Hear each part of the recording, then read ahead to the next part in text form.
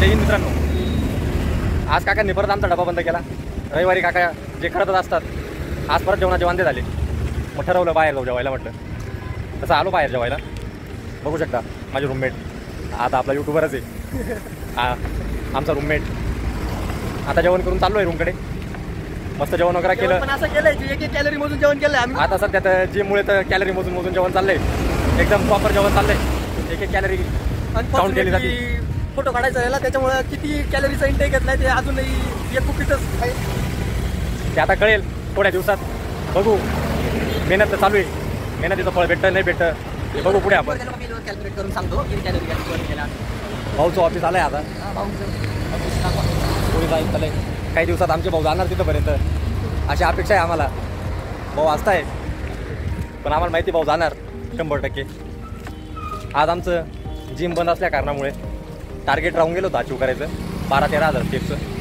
त्याच्यामुळे हा आम्हाला योग्य पर्याय वाटला. पायी निघावं म्हटलं. आज पायी निघालो म्हटलं त्याला टार्गेट पण अचीव होईल. आता प्रयत्न चालू आहे. 12,000 स्टेप्स झाल्या पाहिजेत. बघू आता तिथपर्यंत होता का नाही होता. 4,000 झाले, 8,000 बाकी. 4,000 झाले म्हणे. 8,000च बाकी होऊन जातील. परत जायचं अजून 3-3.5 किलोमीटर.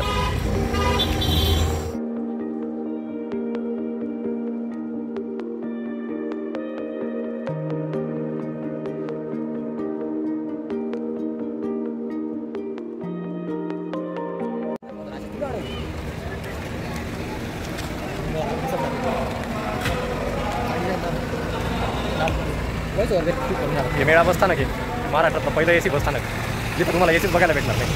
असं हे बसस्थानक आहे. म्हटलं तर होतं महाराष्ट्रातलं हे पहिलं AC बसस्थानक असेल.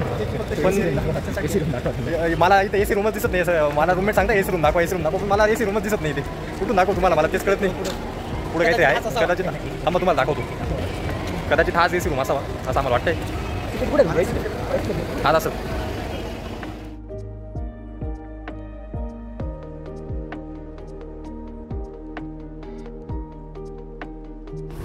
हे बघा महाराष्ट्रात पावसाळ्यात रस्त्याचे कामं चालू होता.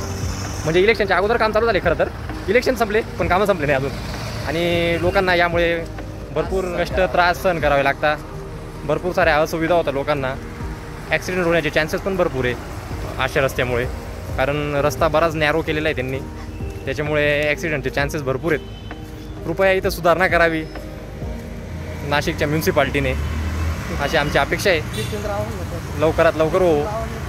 आम्ही खाली महानगरपालिका ऐकताना आम्ही तसं मेन्शन तर करूच आम्ही महानगरपालिकेला.